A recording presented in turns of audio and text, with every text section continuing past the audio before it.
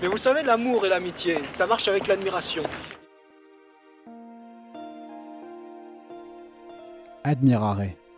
J'invite les gens que j'admire, des images qui m'ont permis, qui me permettent encore de m'éveiller. Que cachent ces images ? Qu'est-ce que ces images disent de nous ? Je me change en miroir pour, je l'espère, mieux le dévoiler. On est bien là, il y a un petit courant d'air. Alors bonjour Laure, merci d'être là avec nous dans ce sixième épisode d'Admirare. Alors je vais te présenter rapidement et puis ensuite on passera donc au rituel des raisons de mon admiration. Alors on est amis tous les deux, on va pas mentir sur ce point, on s'est rencontrés par hasard, on a beaucoup discuté, beaucoup débattu aussi. T'es la troisième femme invitée dans ce podcast. Donc pour l'instant, on est à 50-50. Donc je suis bien, je ne me prendrai pas de dague dans le dos. Et tu as 31 ans, tu es une ancienne danseuse et élève de Polytechnique que tu as intégrée par les voies parallèles, comme Thomas, le premier invité de ce podcast. Et puis, j'ai relevé un point. Alors tu vas me dire après que tu as fait du conseil, je sais, ça m'a moins marqué. Mais j'ai relevé un point qui était intéressant en pensant à Thomas et à toi. C'est que lui, son chiffre préféré, son mot préféré, c'est 3. Et toi, on va y revenir pendant l'entretien, mais j'ai le sentiment que dans ton parcours, dans ta personnalité, il y a au moins la dualité. Et donc, du coup, j'ai retenu le chiffre 2 pour toi. Voilà, donc aussi, je fais une parenthèse. On a fait un bonus. Avant, on a enregistré un épisode bonus sur comment intégrer une école d'élite, en l'occurrence Polytechnique, que je vous invite à l'écouter. Tu as quelque chose à ajouter jusque-là ? C'est surtout un épisode sur l'admission sur titre quand on vient de l'université. Voilà, ça s'adresse moins aux prépas, même si c'est potentiellement intéressant pour eux. Ouais, c'est une très très bonne remarque, merci Laure. Alors, pourquoi je t'admire et pourquoi tu es invitée ici aujourd'hui ? Profites-en. Alors d'abord, tu es une femme intelligente, ambitieuse, sincère, ce qui est moins courant que l'intelligence et l'ambition. Mais évidemment, c'est pas suffisant pour être ni dans la vie, ni pour être invitée dans ce podcast. Je crois que ce que j'admire, c'est que tu as tes fêlures, certes, comme tout le monde, mais tu te bats, tu te regardes, tu es lucide sur où t'en es dans ta vie, tu sais que t'es pas encore à ta place, que t'as pas encore trouvé ta 7e orange, et c'est de ça qu'on va parler aujourd'hui. Tu mens pas aux autres, et ça quand même, du coup, on me l'a dit, c'est le socle quand même pour pouvoir avoir des relations sincères et profondes avec les autres. Et puis ce qui nous rassemble, je crois aussi, c'est la recherche d'un idéal. T'as pas abandonné l'ambition de vivre une vie qui soit enthousiasmante, avec des émotions fortes, qui soient intenses et denses. Donc je crois que ça c'est ce que j'admire et aussi ce que je recherche, donc ce qui nous rassemble tous les deux. Et donc rentrons tout de suite dans le sujet, dans le cœur du sujet. Et donc toi, comment tu as fait, comment tu continues de faire, comment tu chemines pour trouver du coup justement ce projet qui va t'emmener vers toi-même, vers tes désirs les plus profonds. Donc je fais une dernière parenthèse, après je me tais, je te laisse la parole. Plusieurs auditeurs m'ont demandé d'introduire un peu mieux la 7e orange, c'est-à-dire donc ma boîte et puis ma méthode pour accompagner des gens à trouver justement leurs désirs les plus profonds et puis cheminer vers ça. Alors, en quelques mots, l'inspiration, c'est Romain Gary dans le roman La promesse de l'aube. Il cherche, il a ado, je ne sais plus quel âge il a, 13-14 ans, il cherche à jongler avec 6 oranges, 6 balles. Ça marche très très bien. À l'époque, le champion du monde, il jongle avec 8 balles, donc c'est très très fort ce qui est fait. Et il essaie d'attraper la 7e. Et en fait, il n'y arrivera jamais. Dès qu'il ajoute la 7e, tout s'écroule. Mais il explique que c'est le moment où il a compris intuitivement, et des années plus tard, mis le doigt dessus, quel était son désir le plus profond. Et son désir le plus profond, c'était d'atteindre un impossible. C'est l'impossible atteint et réalisé. Ce qui est une forme d'idéal et d'absolu. Donc c'est aussi pour ça que je l'évoque avec toi. Et ce qui croise avec un autre épisode, l'épisode de Christophe Ménet, où on avait évoqué une vidéo de Brel, où finalement Brel raconte qu'à 17-18 ans, qu'on a fini l'adolescence, on a goûté à beaucoup de choses, on sait ce qu'on désire intuitivement, et tout le travail, c'est d'après aller le découvrir. Je m'explique. Je crois qu'un homme se termine vers 16-17 ans. On ne peut pas, une loi générale, mais vers 16-17 ans, un homme a eu tous ses rêves. Il ne les connaît pas, mais ils sont passés en lui. Il sait s'il a envie de brillance, ou de sécurité, ou d'aventure, il le sait. Il ne le sait pas bien, mais il a ressenti le goût des choses, comme le goût du chocolat, comme le goût de la soupe aux choux. Il a le goût de ça. Et il passe sa vie à vouloir réaliser ces rêves-là. Et je crois qu'à 17 ans, un homme est mort, ou il peut mourir. Et après, je sais, en tout cas que moi, j'essaie de réaliser les étonnements plutôt que les rêves. J'essaie de réaliser les étonnements que j'ai eus jusqu'à, mettons, 20 ans, enfin. Et une fois qu'on a trouvé ça, bah après c'est beaucoup plus facile, il y a juste qu'à travailler à le réaliser, quoi. Voilà, donc c'est vrai, les gens que j'accompagne, c'est plutôt des gens qui ont envie de réaliser leur désir absolu, d'être parfaitement eux-mêmes. Donc on va quand même, et je crois que toi aussi tu es dans ce chemin-là, donc c'est ça qu'on va discuter. Je voulais te remercier aussi quand même de nous faire l'amitié de raconter cette errance, qui à mon avis est magnifique, parce que du coup le bilan, à mon avis, on le fait à la fin de sa vie, et quand tu as cheminé vers toi et qu'à la fin de ta vie tu as réalisé ce que tu voulais réaliser, même si ça a pris plus de temps que les autres, tu es quand même très très bien avec toi-même et avec l'acceptation de la mort. Et voilà, ça va aussi beaucoup servir aux autres, donc merci beaucoup Laure pour ce partage qui va commencer tout de suite. Merci Mika de me recevoir aujourd'hui, et puis j'espère que ce sera intéressant pour tout le monde, pour moi aussi peut-être, on ne sait pas. Ah bah peut-être que tu vas apprendre des trucs, ouais. Alors, donc je connais bien ton parcours, voilà. J'ai l'impression qu'il y a une étape 1, toi qui es aussi dans la recherche de l'idéal, l'étape 1, j'ai l'impression que c'était la danse. C'est-à-dire, est-ce que tu as eu l'impression que c'est le moment où... Est-ce que l'idéal, du coup, dans la danse, tu le recherchais dans le corps, dans le mouvement ou dans l'expression de soi, des émotions à l'intérieur? Est-ce que c'était ça?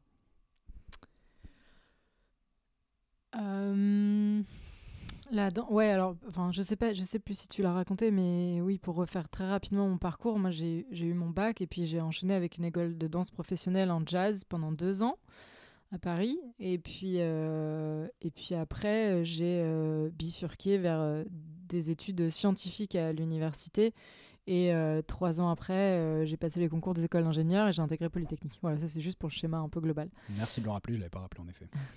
Et pour répondre à ta question, la danse pour moi c'était mon moyen d'expression.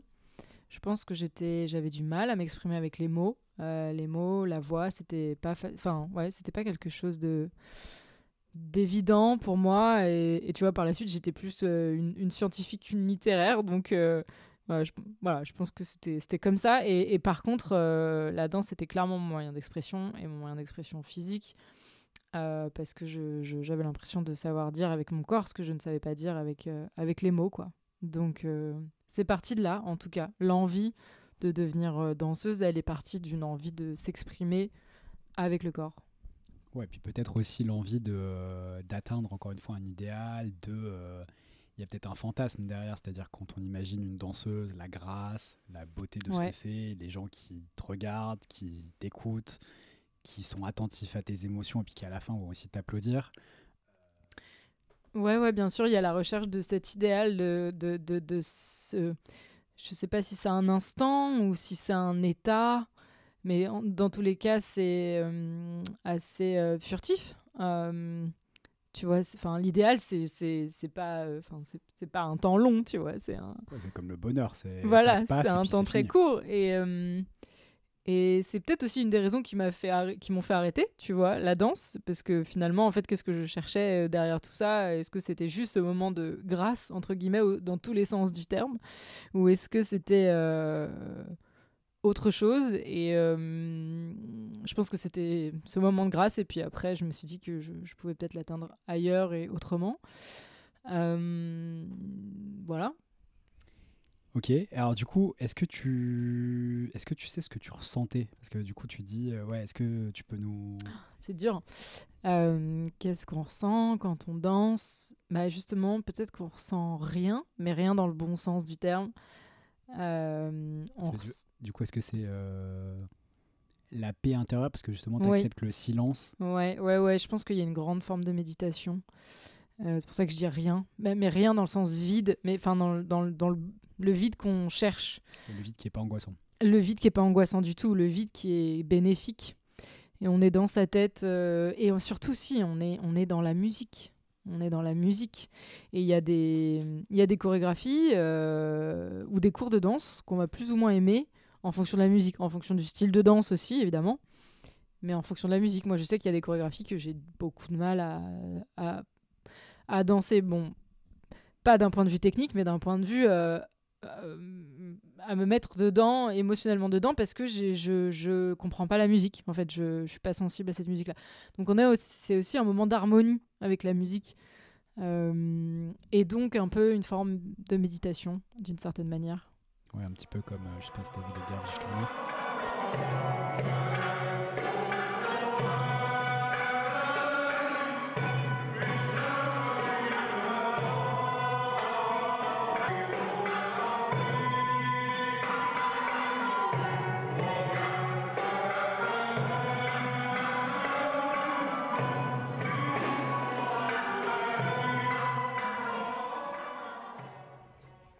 Les derviches tourneurs, je crois que c'est un courant religieux, ou en tout cas ou non religieux, turc, si je dis pas de bêtises. Et en fait, c'est des hommes qui tournent Avec des comme robes. qui tournent comme Ouais. une toupie sur eux-mêmes. Ouais. Et en fait, tu ne peux y arriver que si tu es dans une forme de méditation. Mm. Et effectivement, c'est sublime. Ouais. Si on rentre un peu dans le sujet, qu'est-ce qui bloque? C'est-à-dire, du coup, tu fais de la danse, tu t'en fais une première année, t'en fais du coup une deuxième année, si je me souviens bien. Comme dans tout ce que tu fais, j'imagine, tu t'investis énormément. Et à quel moment se passe la bascule? À quel moment tu te dis je vais pas continuer, je vais passer à autre chose? Ou à quel moment ça bloque? Et pourquoi ça bloque? Bah, en fait, dès le début, j'ai un peu passé un contrat moral avec mes parents, avec lesquels on s'est dit... en fait, j'avais envie d'être danseuse depuis mes 10 ans. Et j'avais envie de faire une école de danse depuis mes 10 ans. Et donc, un peu le contrat qu'on s'est passé entre parents-enfants, c'était tu passes ton bac et puis on verra à ce moment-là. Donc, ok, fair enough, j'ai passé mon bac, je l'ai eu avec une bonne mention. Et donc, du coup, je leur ai dit c'est bon, j'ai mon bac là, donc je peux faire mon école de danse. Et ils m'ont dit ouais, très bien, pas de souci. Mais on s'était dit c'est un essai, parce que dans le sens où la danse, je connais très bien les associations de danse, j'en ai fait beaucoup, tout ça, mais le milieu professionnel, c'est encore un autre milieu. En faire son métier, c'est encore une autre dimension. Donc il y avait un peu cet état d'esprit de test. Donc dès le début, tu vois, je me disais j'essaye. C'était un test. Et puis, j'ai essayé 1 an. Et, alors, pardon, je te coupe, mais est-ce Ouais. que tu crois que le fait de te dire psychologiquement je teste, on verra, c'était déjà une forme d'échec, dans le sens où tu t'ouvrais la possibilité... Ah, parce que, attention, je modère ce que je dis. À la fois, je trouve que c'est une prise de risque magnifique et que tu t'autorises ça après le bac. À mon avis, c'est un des facteurs de réussite dans la vie. C'est-à-dire qu'en fait, tu as choisi de faire ce que tu as envie de faire, très jeune. Mais en même temps, le fait de te dire bon, j'essaye et puis si je rate, je fais autre chose, est-ce que c'était pas une façon de se conditionner aussi, en partie peut-être, tu vois, à la marge? Plus ou moins, parce qu'en fait, dans ma tête à moi, et c'était pas ça dans la tête de mes parents, mais dans ma tête à moi, c'était j'essaye, sous-entendu 1 an. Et donc à la fin de la première année, je me suis dit j'ai testé, mais j'ai pas assez testé. Et en fait, j'ai envie de me lancer dans cette deuxième année, parce que je suis pas du tout allée au bout. Il faut que je continue là. Je suis aux prémices, quoi. Qu'est-ce que tu avais pas assez testé, ou qu'est-ce que tu avais pas assez poussé comme curseur? Déjà physiquement, en fait, la danse, c'est un sport qui exige des capacités physiques, des muscles qui soient assez développés pour tenir des positions, des machins, des trucs. Et du coup, je sentais que même si j'avais fait de la danse 5 heures par jour, tous les jours pendant 1 an, j'avais encore une marge de progression physiquement, pour technique, en fait, tu vois, pour atteindre des choses que j'avais envie d'atteindre. Est-ce que tu peux expliquer? Est-ce que technique, ça veut dire enchaînement de mouvements, renforcement des tendons, des articulations, musculature générale, ou vraiment, est-ce qu'il y a ça, ou est-ce que, enfin, je sais pas si c'est ce que tu voulais dire, ou est-ce que c'est toi tu voulais plus dire technique vraiment purement de danse? Un peu les deux, parce que tu peux pas, tu as du mal à acquérir de la technique sans force, donc sans renforcer tes tendons, etc. Mais inversement, c'est pas parce que tu as cette force-là que tu as la technique. Et les deux sont font en même temps d'ailleurs, hein. Notamment dans la danse, un élément assez important, c'est l'équilibre pour pouvoir tourner, pour pouvoir garder et maintenir une position sur un pied en demi-pointe, etc. Ou même en jazz, beaucoup, c'est l'impulsion par le sol, utiliser le sol pour pouvoir se propulser, faire des mouvements qui sautent ou qui font plein de choses, et tout ça, c'est de la technique. Donc, et ça s'apprend avec de la force, mais aussi en comprenant un peu intellectuellement, tu vois, ce qui se passe dans le corps pour bien le faire, quoi. Ouais, donc comme c'est bien connu, il faut 10 000 heures de pratique pour Ouais. associer une discipline. Or, tu peux pas faire 10 000 heures de pratique en 2 ans. Non, mais après, moi, j'avais beaucoup dansé avant dans ma vie, donc, mais pas à ce niveau-là et pas à cette intensité-là. Mais en tout cas, au bout d'un an, en fait, ce qui s'est passé en fin de première année, c'était assez drôle, c'est que j'ai eu un déclic. Une fois, j'ai été punie et du coup, j'étais obligée de m'asseoir et de regarder le cours au lieu de le danser. Et ce moment m'a été, très bénéfique parce qu'en fait, en regardant les autres, j'ai pu voir ce que le prof disait. Parce que parfois, je comprenais ce que le prof disait avec les mots, mais je le comprenais pas forcément physiquement. Et le fait de voir les gens qui ne le comprenaient pas forcément, ou pour certaines, et certains le comprenaient, ça m'a permis de mieux l'assimiler. Et donc là, après ce cours-là, j'ai eu un gros déclic. Et là, mon niveau a vraiment doublé, enfin, a vachement évolué juste après ce moment-là. Et ça, c'était en fin de première année. Et du coup, je me disais, bon, bah... Et t'étais frustré, t'as vu qu'il y avait des choses que t'avais pas comprises. Ouais, il y avait des trucs que j'avais pas assimilés pendant 90% de l'année. Et là, au dernier moment, clac, déclic. Et je sentais que je pouvais aller beaucoup plus loin, en fait. Et donc, naturellement, j'ai enchaîné sur une deuxième année. Sauf que dans ma tête à moi, je me disais, si on fait 2 ans, c'est que ça y est, quoi. Je pars sur cette voie-là. Et donc, je m'arrête plus, quoi. Sous-entendu. Pour moi, c'était OK. J'ai fait le choix de rester sur cette voie-là. Et donc, la deuxième année s'est poursuivie. Le déclic a continué. Enfin, ça s'est vu. Les profs l'ont vu, me l'ont dit. Donc, c'était une bien meilleure deuxième année, etc. Et pour autant, pour revenir à ta question initiale, est-ce qu'il y a eu un moment ? Oui, il y a eu un moment où finalement, je me suis dit, faut que j'arrête. C'est un soir en rentrant chez moi, j'étais chez mes parents du coup à l'époque, où je dis à mon père très simplement que j'en avais marre de danser. Et très simplement, il me dit pourquoi t'arrêtes pas ? Et là, en fait, je me suis dit oui, pourquoi j'y ai pas pensé avant ? Mais vraiment, ça paraît bête aujourd'hui, mais j'y avais jamais pensé. Parce que justement, en allant dans cette deuxième année, je ne m'autorisais pas à pouvoir arrêter. Ouais, alors là, tu soulignes un truc qui, à mon avis, est essentiel et qui recolle avec la fin de ta première année. C'est-à-dire que les 2 moments où tu as compris des choses, c'est les moments où soit le prof t'a mis sur la touche et donc il t'a obligé à créer un décalage et à regarder les autres et donc voir ce que tu comprenais pas. Et le deuxième décalage, c'est qu'en fait, c'est les autres, c'est-à-dire ton père, quelqu'un de confiance qui te dit, mais en fait, t'as la possibilité d'arrêter et peut-être inconsciemment, je connais pas tes parents, mais inconsciemment, les autres, souvent voient des choses de nous qu'on voit pas et qui sont pourtant comme les lunettes sur notre nez, tu vois, inratables. Peut-être que lui aussi, il avait vu que ça allait pas le faire et que c'était pas finalement le truc et qu'il te laissait le temps de le comprendre par toi-même et qu'en revanche, il t'a tendu la main quand il a senti que toi, tu pouvais l'entendre aussi. Mais franchement, très certainement. Je sais qu'à posteriori, ma mère m'a dit que pendant mes années de danse, elle me voyait pas très heureuse. Et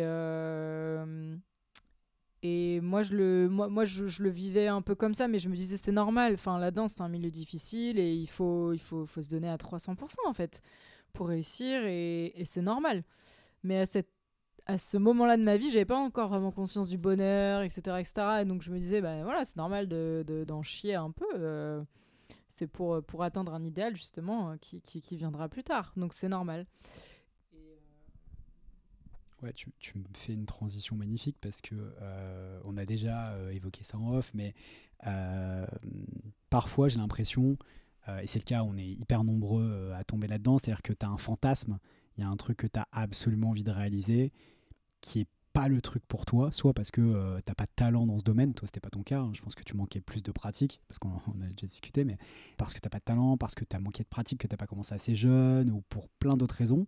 Et puis il y a un truc qui est juste à côté, qui est pas loin, et qui finalement est le truc, et donc tout l'enjeu, il est dans le fait d'accepter de lâcher le fantasme pour finalement continuer de chercher le truc qui marche bien. Et il y a quelques semaines, quand je savais qu'on allait se voir pour faire le podcast, je me baladais dans la rue et en aléatoire, une chanson est passée dans mes écouteurs que j'adore, une chanson de Christophe qui s'appelle Ange Sale. Et le début, ça commence vraiment comme une musique de boîte à musique, c'est-à-dire que dans ma tête, c'était vraiment les images qui se faisaient, c'était le moment où on ouvre une boîte à musique, on découvre la petite danseuse, elle tourne et il y a la musique. Et donc évidemment, j'ai pensé à toi.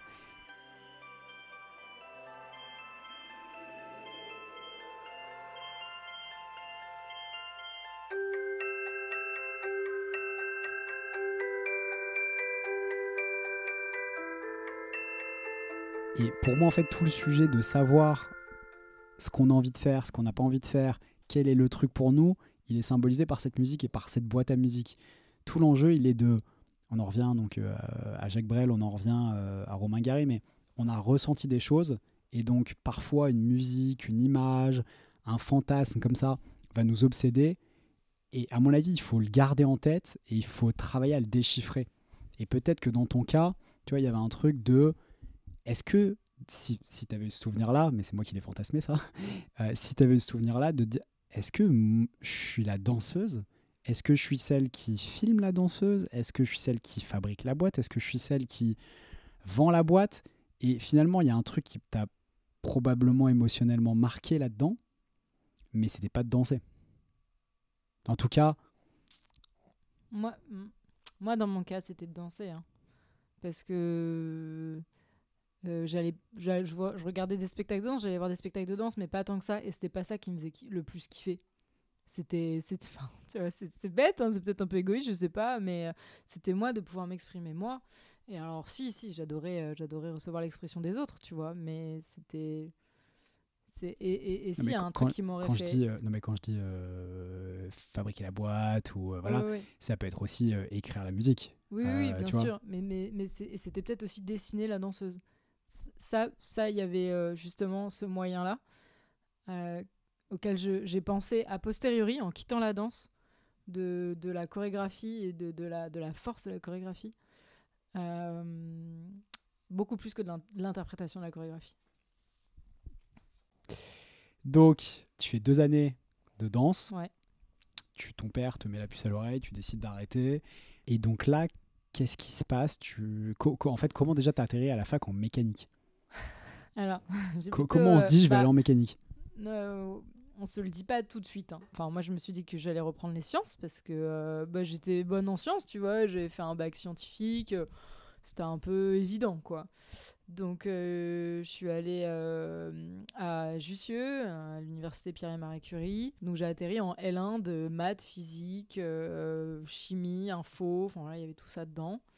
Ensuite, j'ai fait une L2, toujours un peu généraliste, qui préparait aux écoles d'ingénieurs. Donc, on parle de prépa NC. Donc, c'est une prépa dans la fac. Parce qu'on était une petite classe, on devait être 25. Et on avait les amphis et les TD étaient que pour nous. On n'était pas mélangés dans des grands amphithéâtres avec... alors si, pour quelques cours éventuellement, mais on était quand même souvent que nous. Donc ça s'apparente quand même à une classe préparatoire. Ça c'est très proche. Ouais, une classe préparatoire. Ouais, dans le sens accessible du terme, on va dire. Dans tous les sens du mot accessible, hein, voilà. Et donc après cette année un peu généraliste en sciences, il se trouve que j'étais très bonne en méca en fait, et c'était là où je m'éclatais le plus scientifiquement. Donc en L3 tu dois choisir une spécialité, et donc c'était hyper naturel d'aller en mécanique. Et en fait c'est marrant parce que à Polytechnique après j'ai dû faire un devoir en anglais sur un sujet libre, et j'ai choisi d'essayer de corréler la danse et la mécanique. C'est ce que j'allais te dire. Dans la mécanique, il y a le mouvement, c'est la science Exactement. du mouvement. Donc c'est quand même... Et en fait, on est dans le mouvement, quoi. Dans les deux cas, on est dans le mouvement. Le premier, c'est soi-même, on le crée soi-même. Le deuxième, on l'analyse vachement plus dans le détail, etc. C'est pas la même approche, mais on reste toujours dans le mouvement, dans une symétrie, dans une géométrie, alors symétrie ou pas, hein, d'ailleurs, hein, mais dans une géométrie, dans un flux. Enfin voilà, on peut essayer de trouver... 1000 mais mots. Tu vois, c'est marrant, c'est là où on peut remettre la boîte à musique, c'est-à-dire que peut-être que le souvenir, c'est un mouvement, et parce que René Char il dit ça, il dit vivre, c'est travailler à achever un souvenir. Et peut-être que d'une certaine manière, la mécanique comme la danse, c'était une recherche pratique puis une recherche théorique d'une forme de mouvement qui t'a marqué dans ton enfance, un souvenir particulièrement fondateur. Alors ça, tu sauras quand tu seras vieille. Tu reviendras nous le dire, parce que du coup, on en est curieux. Et alors, donc, tu arrives à la fac. Sur l'aspect concours, du coup, on va pas insister, parce qu'on a fait le bonus pour ceux que ça intéresse. Et ensuite, tu arrives à Polytechnique. Ouais. Donc je fais un gros raccourci, hein, grosse ellipse. Et là, moi j'ai le sentiment que c'est un peu l'étape 2 de ta recherche. C'est-à-dire que tu as été chercher dans le corps et du coup dans le lâcher-prise presque. Et maintenant tu vas du coup comme... alors c'est là ta dualité, et beaucoup de gens d'ailleurs sont comme ça, c'est assez logique. Tu as vu quelque chose, tu vas chercher à l'extrême opposé. Ouais. Et donc là tu vas chercher l'intellect. Ouais, l'extrême opposé plus ou moins, parce que l'IX c'est quand même... Enfin, donc l'IX c'est le surnom de l'école polytechnique. C'est aussi une école militaire. Hein. Donc on fait aussi un stage militaire au début obligatoire d'1 mois, puis pour ceux qui veulent... Oui, mais pardon, je te coupe parce que moi, je trouve pas du tout que ce soit antinomique. Au contraire, dans tous les arts ou dans tous les domaines qui sont exigeants, la discipline, elle est nécessaire. Oui, mais dans ce que les je veux dire, arts, c'est qu'on est dans le corps aussi à Polytechnique. Ah, ok, pardon. Ouais. Et en fait, dans la danse, on est aussi dans l'intellectuel. Moi, en tout cas, on m'avait dit une fois ou deux que je dansais beaucoup avec ma tête. Et je crois... C'était pas un compliment, ça. Et ben, moi, si, je l'ai pris comme... on m'a dit que je dansais avec ma tête parce que je cherchais à comprendre le mouvement, vraiment, d'où il venait à l'intérieur du corps et pourquoi on le faisait. Surtout, je voulais chercher le comprendre, le pourquoi. Et quand je le trouvais, du coup, ça se passait bien, quoi. Du coup, ça donnait un résultat sympa. Mais tu crois pas que, justement, la danse, l'objectif, c'est de... Comment dire ? Ressentir sans comprendre ? D'accepter d'avoir une connaissance qui soit sans contrôle. Oui, mais en comprenant. Oui, tu comprends, mais sans contrôle, c'est-à-dire sans te dire, sans le classer, sans le structurer, sans, tu vois ça. Oui, bien sûr. Mais là, je parlais plus de la compréhension du mouvement, que du contrôle. Et en fait, justement, la compréhension permettait de le relâcher. Tu vois, tu vas au bout de ton mouvement et tu réfléchis plus à, je sais pas moi, si ton bras ou ta jambe est à bonne hauteur ou ta tête, est-ce qu'elle est en l'air ou en bas, on s'en fout. C'est si tu l'as au fond de tes tripes, ça vient. En fait, ça vient naturellement. Ta tête, elle se lève, ton bras, il se lève, ton regard... Et même si ta tête se lève pas alors que le chorégraphe, il voulait, mais qu'en fait, ta tête, elle exprimait tellement d'autres choses, c'est OK, en fait, tu vois. Si t'as le truc dans tes tripes, c'est bon, quoi. Donc, c'était ça que je cherchais à comprendre, aussi, à la danse. Là, donc tu pars dans l'idéal intellectuel, l'école peut-être la plus intello de France, dans un pays comme qui est relativement intello. Et là, comment ça se passe ? Est-ce que tu trouves l'idéal ? Est-ce que tu trouves pas l'idéal ? Qu'est-ce que tu ressens là quand tu y es ? Quand j'y suis, je ressens un sentiment d'être un peu perdue, de pas avoir trop réfléchi à ce que je pouvais m'attendre dans cette école parce que j'étais à la fac et que je me disais faut que j'intègre une école, donc autant intégrer la meilleure école, donc voilà, on prend le temps de se préparer, etc. Mais en fait, on prend peu le temps de se projeter. De savoir à quoi ça ressemblait et je me souviens être arrivée les premiers jours et à rien comprendre, mais vraiment les gens utilisaient des mots que je comprenais pas et je me disais mais comment ils font les autres pour connaître ces mots-là, et souvent c'était des prépas qui étaient briefés par les anciens prépas qui revenaient dans la prépa, donc effectivement ils avaient déjà un peu le jargon, là où moi universitaire j'avais pas d'exemple en fait, hein, donc j'étais un peu perdue. Ouais, donc ce que tu racontes c'est très drôle parce que ça arrive dans tous les microcosmes, ça c'est un truc qui est assez drôle. Chaque microcosme, chaque groupe a ses règles, ses valeurs, son fonctionnement, son langage, qui d'ailleurs n'a de valeur que dans ce microcosme. Et parfois, quand tu importes quelqu'un qui n'est pas issu du sérail, il va être extrêmement parfois choqué des règles ou des valeurs du cercle. Et ça peut être très, très, très déstabilisant, effectivement, parce que, et alors, je crois que tu m'avais dit ça aussi en off, vous vivez sur le campus, vous êtes toujours tout seul, donc en plus... Très vite, il y a un côté, j'imagine, sectaire de j'appartiens ou j'appartiens pas. Ouais, un petit peu, ouais. Effectivement, on vit sur le campus et le campus est loin de tout. Enfin, on pourrait imaginer un campus en pleine ville où c'est facile de sortir et de voir la vie à l'extérieur. Là, pas du tout. C'était très compliqué. C'était loin de Paris. Fallait prendre le RER pendant longtemps et après une fois que tu avais pris le RER fallait marcher pendant longtemps, donc tu vois, fallait vraiment le vouloir pour sortir du campus, donc effectivement on vivait dans une bulle, pour le meilleur et pour le pire.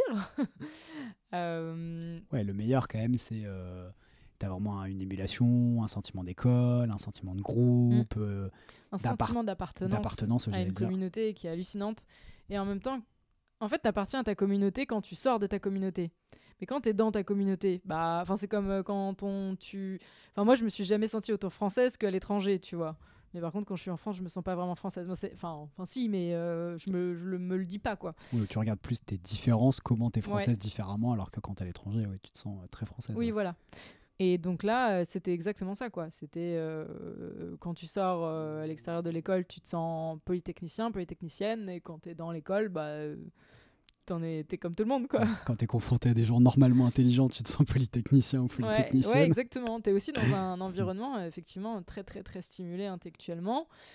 Ce qui peut être génial, et moi ça m'a vachement élevé, et ça fait qu'aujourd'hui j'ai l'impression de penser différemment que si je n'avais pas fait cette école, enfin j'imagine en tout cas.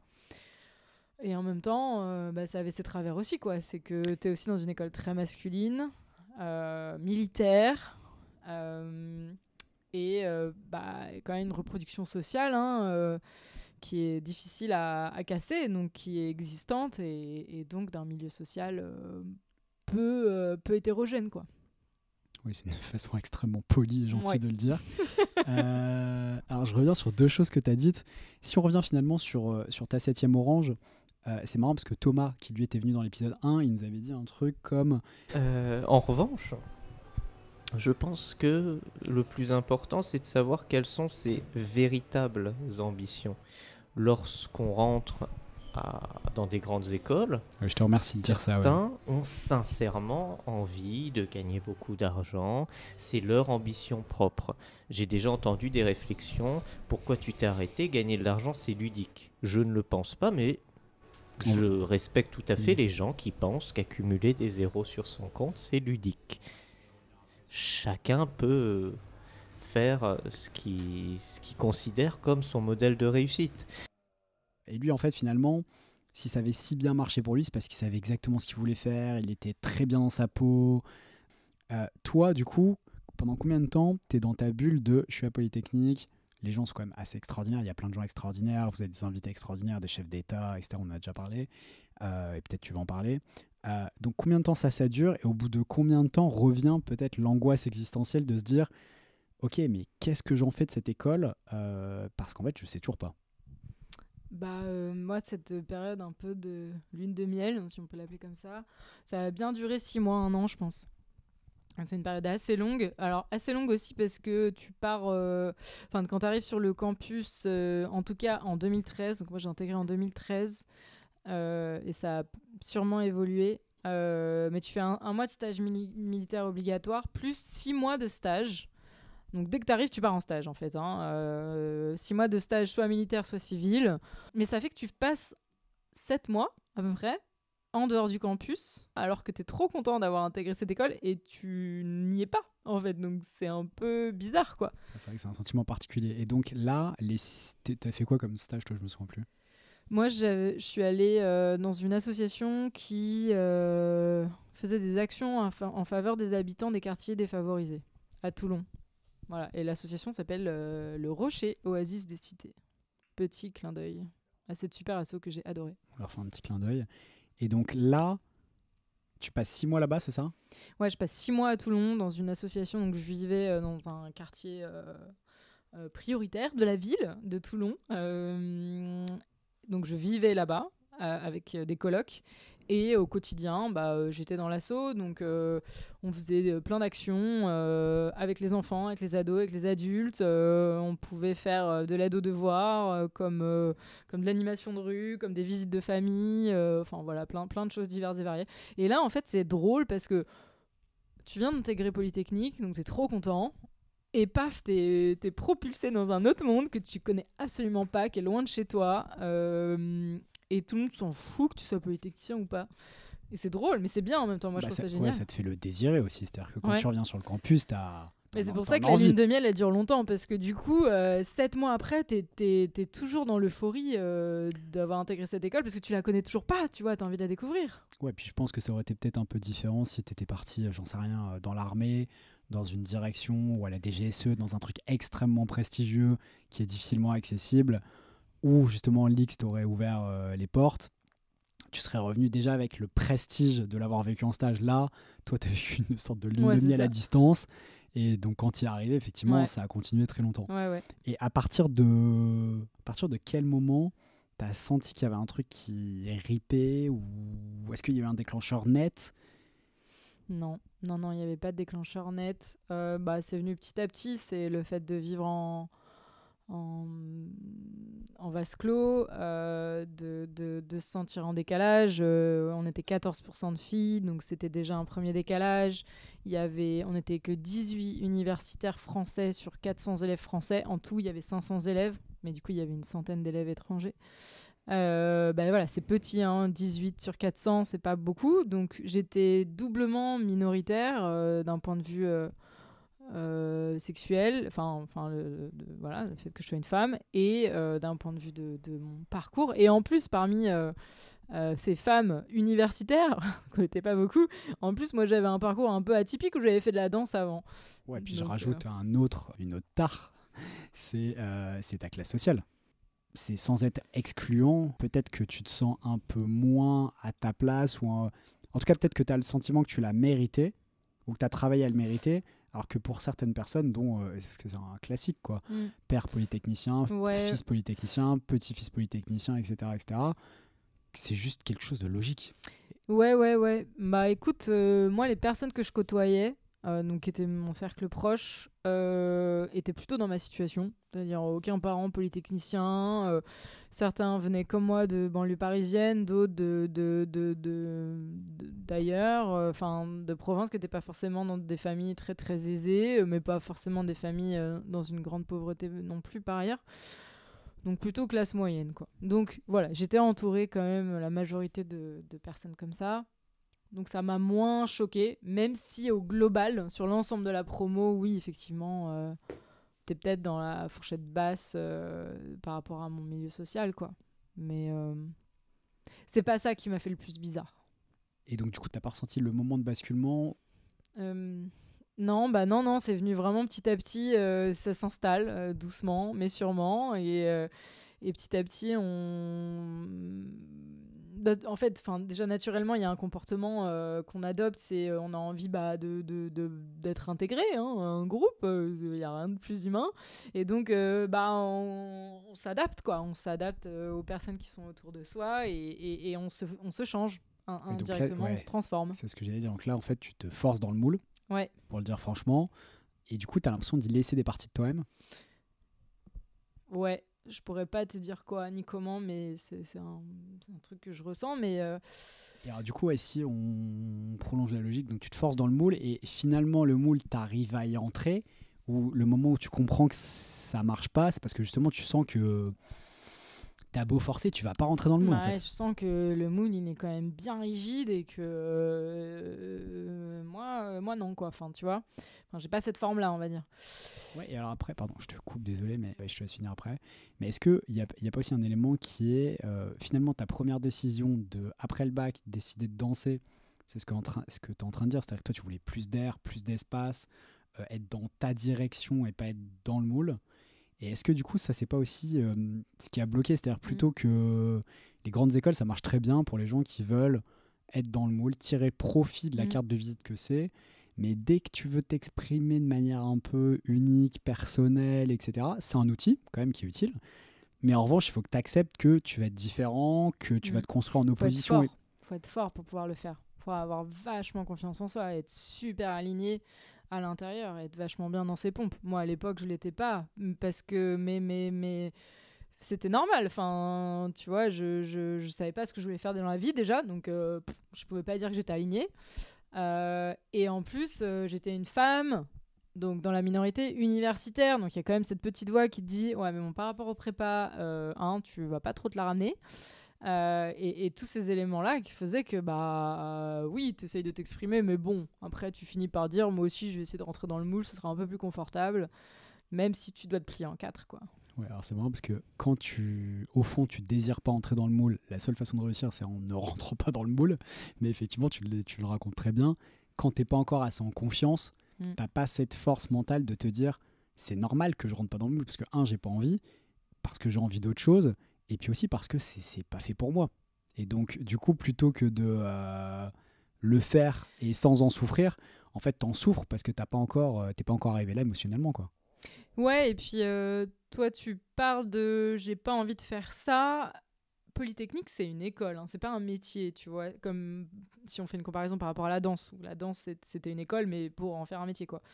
La Polytechnique, ça t'apprend pas un métier technique ou quoi. C'est des cours, quoi, tu vois, plus larges, quoi. Du coup, j'avais du mal à entrer dans le moule de cette école, mais je savais que c'était une école, donc un moment, un passage dans une vie qui permettait après d'ouvrir des portes par la suite. Et comme j'étais, comme beaucoup d'élèves, dans cette incertitude de ce que j'avais envie de faire, je me disais, plus facile d'intégrer une école qui te permet d'ouvrir le maximum de portes, quoi, de manière très, très logique.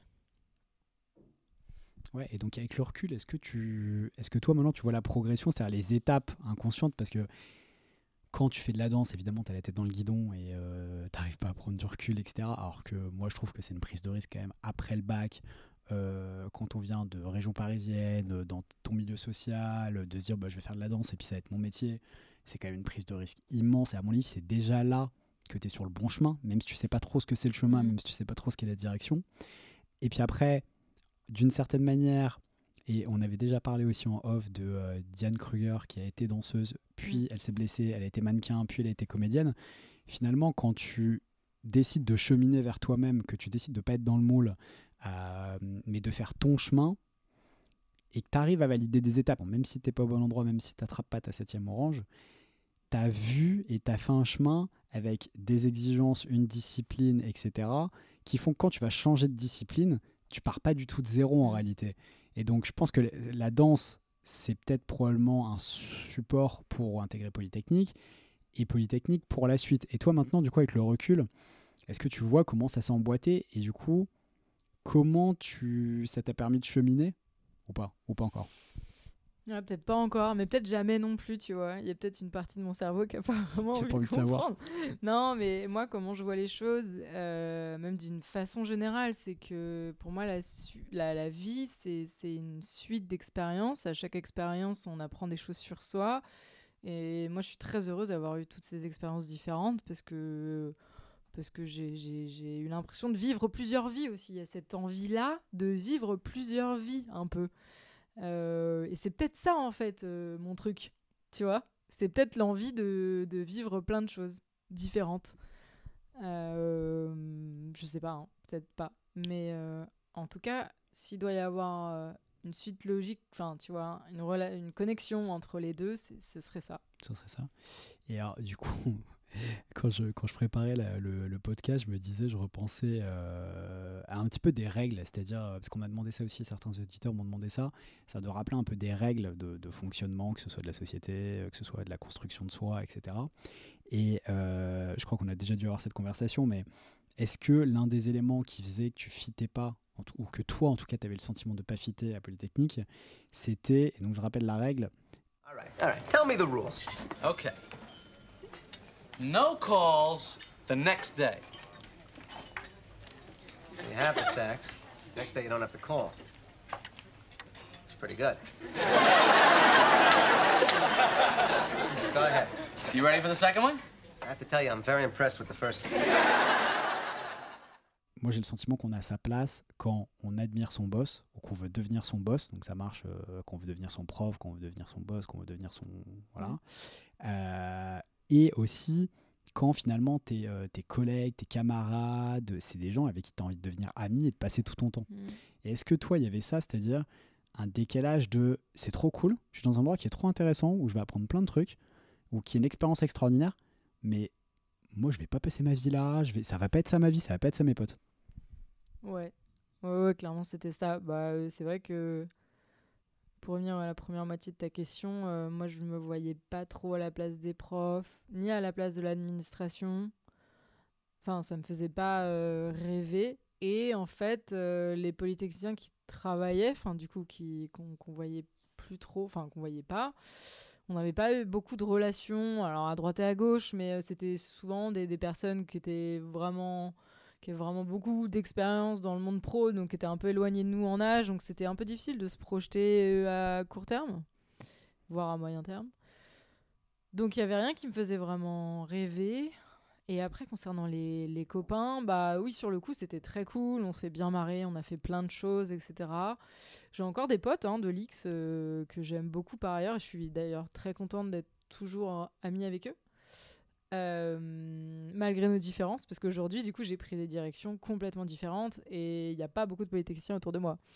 Donc ça répond aussi un peu à ta question, quoi. C'était que Ouais, finalement, ce milieu-là... inconsciemment, je suis allée vers autre chose, quoi. Ouais, puis on en revient à ce qu'on disait tout à l'heure, c'est-à-dire que quand tu rentres pas dans le moule, la difficulté aussi, c'est là où il faut être fort psychologiquement, c'est que le raisonnement évident, le raisonnement que chacun fait, c'est si je rentre pas dans le moule, à moins de t'aimer par ailleurs très profondément, c'est de se dire bah, c'est moi qui suis pas à ma place, c'est moi le problème. Et donc ça, j'imagine que ça a été difficile.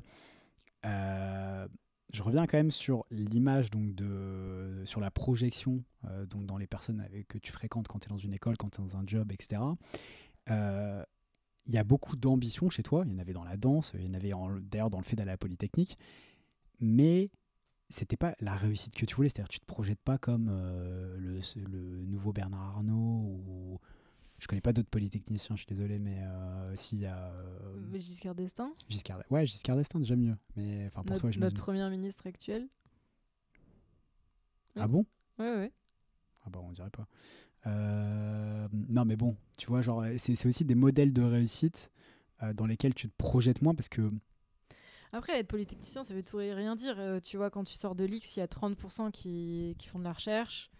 Bon, j'ai plus les autres chiffres, mais les chiffres des autres trucs, mais des autres branches. Mais t'en as qui font plein de choses, plein de choses. Là, en ce moment, mon mec lit un livre sur le cerveau, sur les comportements, on va dire, d'un polytechnicien.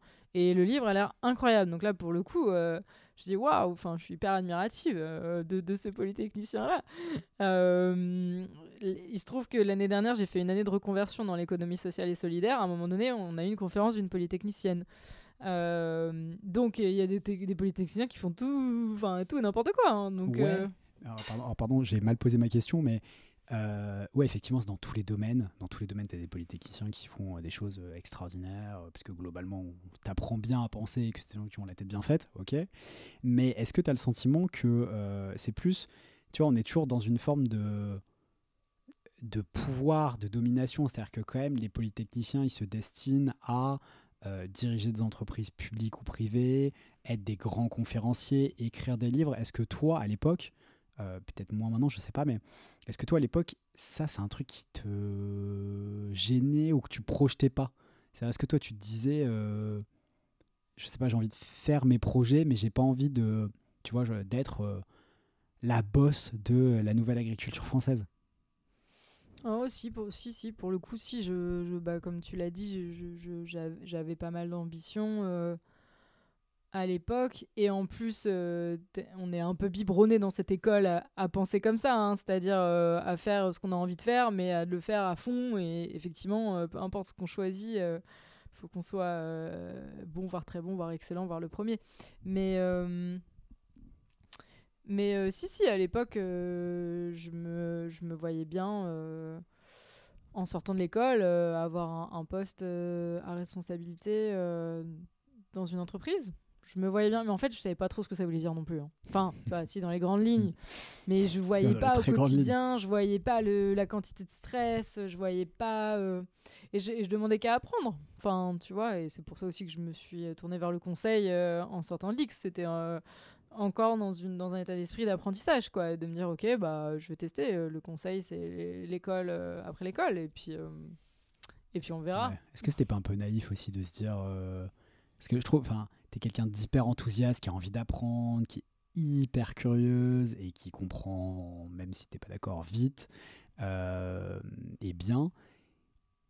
Est-ce que du coup, d'une certaine manière, on a eu cette conversation, on l'a évoqué un petit peu dans le bonus, mais quand t'es pas clair sur ce que tu as envie de faire et sur où tu as envie d'aller déjà dans ta vie personnelle, et du coup comment tu t'englobes ta vie professionnelle là-dedans, bah, effectivement tu peux beaucoup plus facilement te faire broyer en entreprise, parce que tu arrives en disant, tu le dis très bien, ouais, j'ai une petite idée de ce que ça veut dire que de diriger une entreprise, mais les étapes pour y arriver, la force mentale qu'il faut avoir, ne serait-ce que pour, tu vois, par exemple, assumer une décision qui est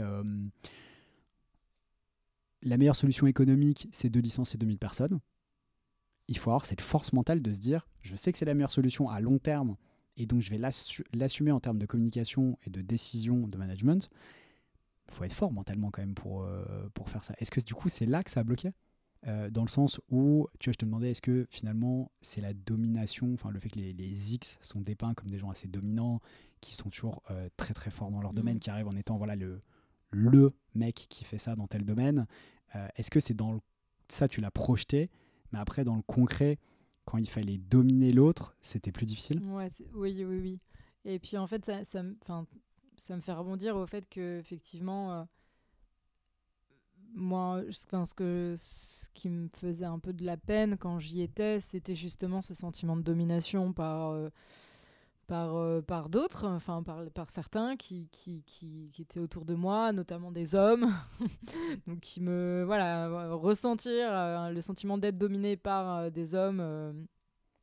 Et c'était pas toujours très agréable, et en plus je sentais que cette domination, clairement elle s'exerçait pas sur moi personnellement, c'était un sentiment de domination qui était cultivé par l'école et qui allait aussi s'exercer en entreprise. Donc là effectivement ça commençait à diverger un peu, et enfin j'ai aussi ce côté-là en moi, enfin pas forcément de domination, mais en tout cas de rigueur, si je peux dire. Et quand j'étais à l'université, je passais pas du tout pour la fille hyper drôle et chaleureuse, hein. J'étais plutôt la bourreau de travail qui s'arrête pas, et avec qui faut pas déconner sur le temps de travail, quoi, tu vois, parce que quand on travaille, quoi. Donc je l'avais un petit peu. Après ça s'est relâché, quoi. Ouais, mais c'est marrant parce que c'est pas tout à fait dominé, c'est-à-dire que, et c'est peut-être en ça aussi que l'école le formate, c'est-à-dire qu'il y a 1000 formes de domination. Quand tu es un génie du piano, quand t'es un... On se domine tous les uns les autres, hein, et tant Voilà, mieux, c'est hein. ça, dans différents domaines. Et est-ce que du coup, peut-être, le truc qui t'a manqué, c'était de pas savoir dans quel domaine tu voulais dominer, et le domaine dans lequel t'accepterais de dominer? Ouais, carrément. Surtout que ça me fait penser parce que en tant qu'universitaire, du coup, on a du mal à se dire, à voir la plus-value qu'on a au sein de la promotion. Vraiment. On se dit, mais attends, les génies, c'est pas nous, quoi. Les génies, c'est les prépas. Alors, si, il peut y avoir quelques génies parmi les universitaires, évidemment. Mais en tout cas, l'entraînement intellectuel poussé à bout, c'est en prépa, quoi. C'est pas à la fac. À la fac, on apporte d'autres choses. Et c'est pour ça qu'ils ouvrent aux universitaires. Sauf que nous, on sait pas trop ce qu'on apporte. Enfin, vraiment, on se pose la question. Et puis surtout, quand t'arrives dans l'école et que t'es jeune, et que t'es dans ce qu'on évoquait, c'est-à-dire cette forme de cocon, éloigné de Paris, t'as pas ce recul, pas du tout. T'as pas de beaucoup recul trop du jeune. tout. Mais je vais plus loin que toi. C'est-à-dire, pour moi, la domination, elle est globale. C'est-à-dire, t'as une domination qui est sociale. C'est-à-dire que quand t'arrives et que tes parents ont fait Polytechnique depuis 7 générations, bah, t'es dans une évidence qui te donne une force et qui t'aide déjà à dominer. Donc t'as ça, t'as les classes sociales, t'as l'intelligence, t'as le génie pour l'intelligence suprême, les arts, etc. T'as aussi le côté sportif, hein. Encore une fois, Polytechnique, c'est une école militaire, mais aussi au sens sportif du terme. Et il y avait aussi cette volonté d'être hyper sportif sans rien faire. Ouais, naturellement, je cours très très vite, je nage très très vite. Et voilà, enfin, il y a aussi ce génie-là, entre guillemets, quoi. Ouais, donc il fallait absolument être complet en plus. Ah bah oui, fallait être hyper sociable, fallait être hyper intelligent mais sans travailler, hyper sportif mais sans forcément faire des heures carrées à s'entraîner, etc.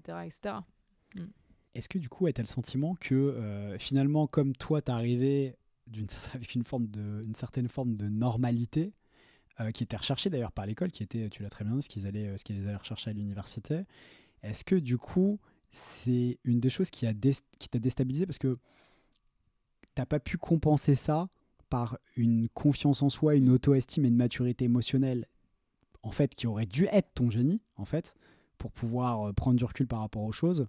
Et donc, est-ce que c'est ça, tu crois, qui t'a déstabilisé? Ouais, je pense, parce que du coup, c'était couplé, comme tu l'as dit, hein, au fait qu'on soit en vase clos. Et donc, on se nourrit plus de l'extérieur et on a tendance à oublier là où on est, là où on se sent bien, quoi, là où on est bon, là où on se nourrit aussi, où on reprend de l'énergie. Ce que toi tu appelles secteur de domination ou génie, moi j'appelle ça qui me nourrit, mais ou zone de confort, ou zone de confort, peu importe. Mais oui, c'est sûr qu'on a tendance à l'oublier. Mais aujourd'hui, je le comprends mieux. Je comprends mieux ce que j'ai apporté sans le conscientiser à l'époque, mais je le comprends mieux. Mais j'aurais bien aimé le savoir plus tôt, tu vois. Ouais, puis c'est pas parce que tu arrives dans un espace où c'est un peu toute l'ironie ou toute la drôlerie de tu prends quelqu'un dans un espace, dans une classe sociale, dans une soirée, dans un certain milieu, dans un pays, dans son domaine professionnel, etc. Et puis il a une position parfois qui est pas loin du piédestal, tu vois. Et puis tu le mets dans un autre domaine. Et là, c'est un mec tout à fait normal. Donc il y a aussi cette illusion-là.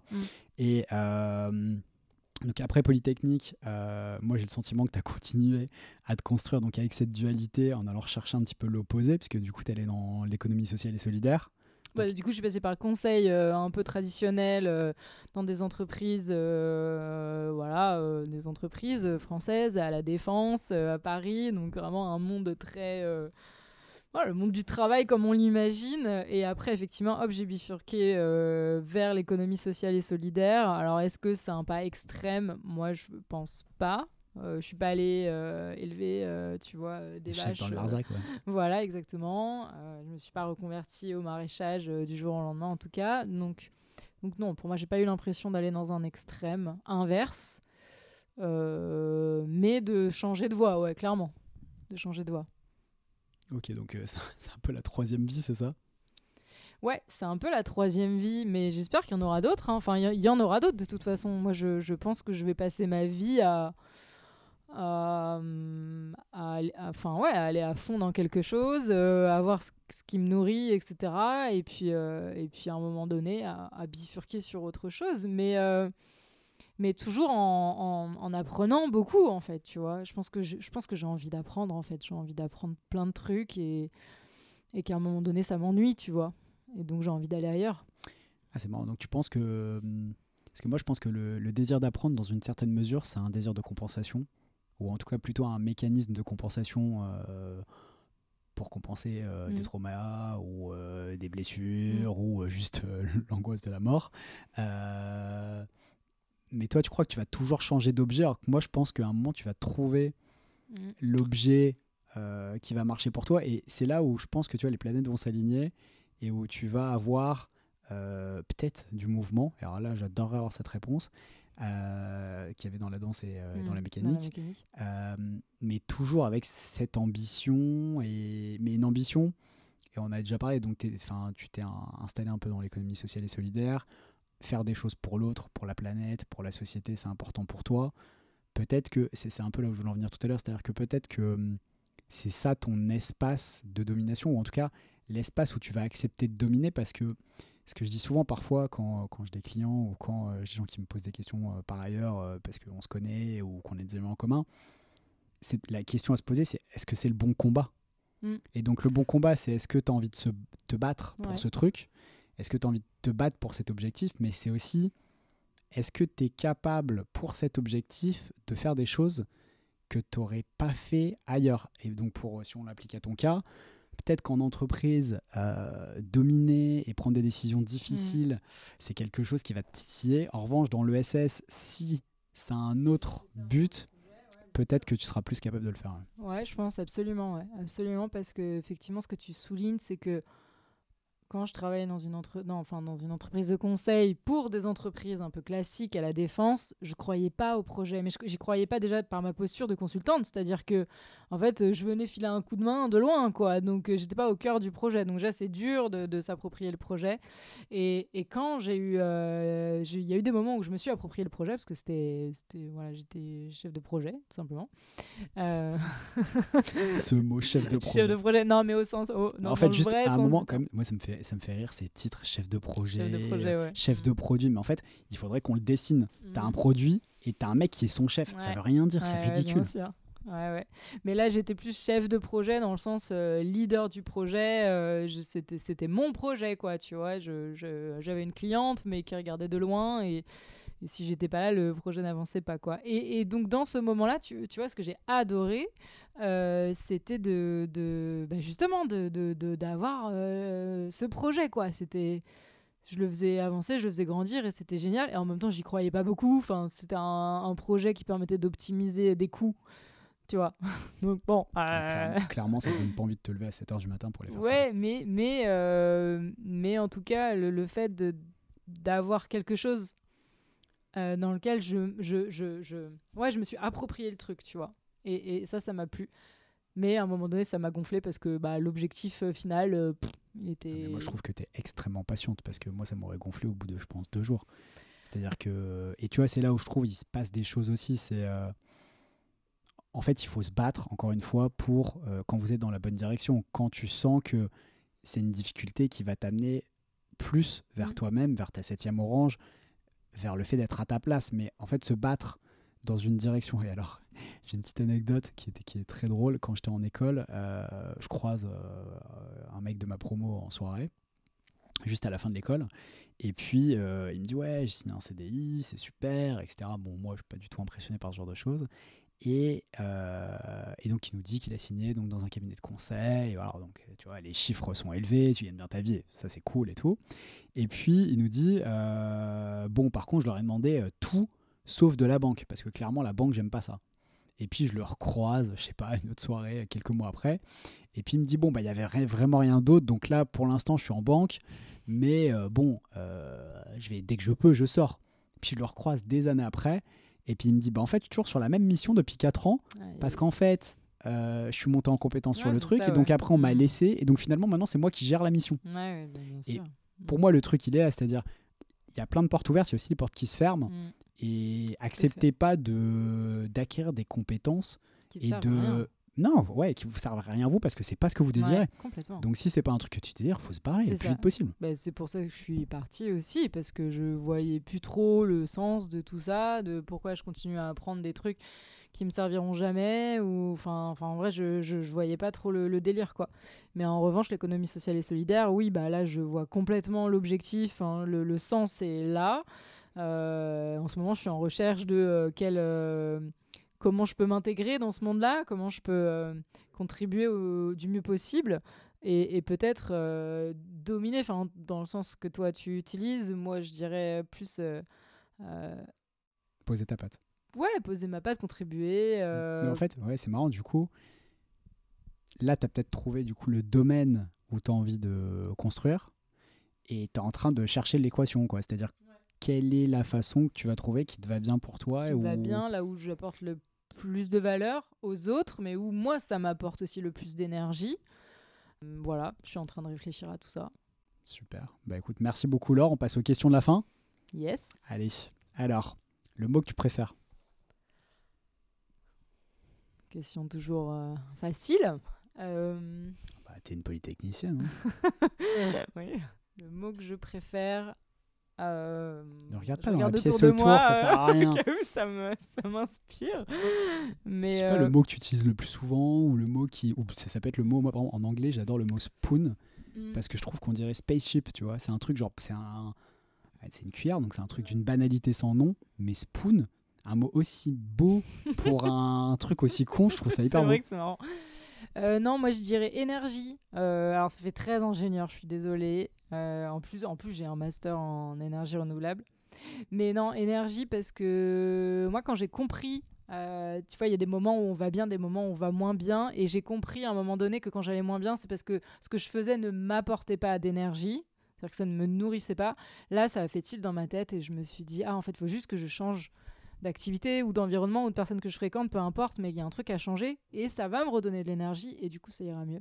Et donc cette balance d'énergie, et en plus qui est un peu scientifique, donc un peu concrète, ça me plaît bien. Le bruit ou le son que tu préfères? Moi j'aime bien, c'est un peu banal, mais c'est quand même un son qui est agréable, c'est le son des vagues sur la plage. Voilà, quand je bosse, j'aime bien mettre ça. Ça, c'est un très bon indicateur de où est-ce que tu peux t'installer pour vivre, des choses qui sont importantes pour toi. Alors, la dernière question, qui est double, tu réponds à celle que tu veux. Est-ce qu'il y a quelqu'un que tu considères qui mériterait d'être admiré dans notre société et à notre époque et qui ne l'est pas tellement, quelqu'un que tu trouves qu'on ne met pas assez en valeur, ou est-ce qu'il y a quelqu'un que tu voudrais voir te succéder dans le podcast? J'aimerais bien voir Joey Star après moi. Enfin, pas tout de suite après moi, mais... Il peut venir juste après toi s'il veut. S'il nous écoute. Il est chaud. Mais non, ouais, je sais pas pourquoi. Enfin, j'ai des idées, mais... Il y a une forme de... Tu sais ce que tu admires chez lui, c'est marrant, ouais. Ouais, je pense, ouais. Je pense qu'il y a une forme de vérité en lui, mais une vérité comme s'il faisait pas exprès, en fait, de la montrer, comme si c'était malgré lui, en fait. Et du coup, je sais pas, ça me touche, quoi. Ça me touche pas mal. Ouais, c'est quelqu'un de super animal. Ouais, exactement. Animal, instinctif, genre, dans le sens, il n'y a pas de contrôle, quoi. Ok, c'est le côté brut animal qui te plaît et tu voudrais en savoir plus. Ouais. Ok, super. Bah écoute, moi j'adorerais qu'il vienne. Donc si jamais quelqu'un le connaît dans les auditeurs, si il nous écoute, il peut se manifester. Je serais hyper heureux de le rencontrer et de l'interviewer. Et d'ailleurs, j'en profite, donc évidemment Laure, pour te remercier pour ta sincérité, pour partager aussi quand même cette expérience qui a quand même été aussi souvent difficile pour toi et d'en faire profiter tout le monde. Et puis, continuez à me faire vos retours. Beaucoup de gens me font des retours, donc ça me permet d'améliorer le podcast au fur et à mesure. Donc voilà, merci à tous de votre contribution. On vous embrasse et à très vite. Merci. On est bien là, il y a un petit courant d'air. Merci de nous avoir écoutés. J'espère que vous avez kiffé, que vous avez appris des choses et peut-être même pris conscience d'autres choses. Si c'est le cas, n'hésitez pas, partagez ce podcast avec vos proches. Et si vous voulez me suggérer des invités ou des thèmes d'entretien, sur ce sujet, je suis particulièrement à l'écoute.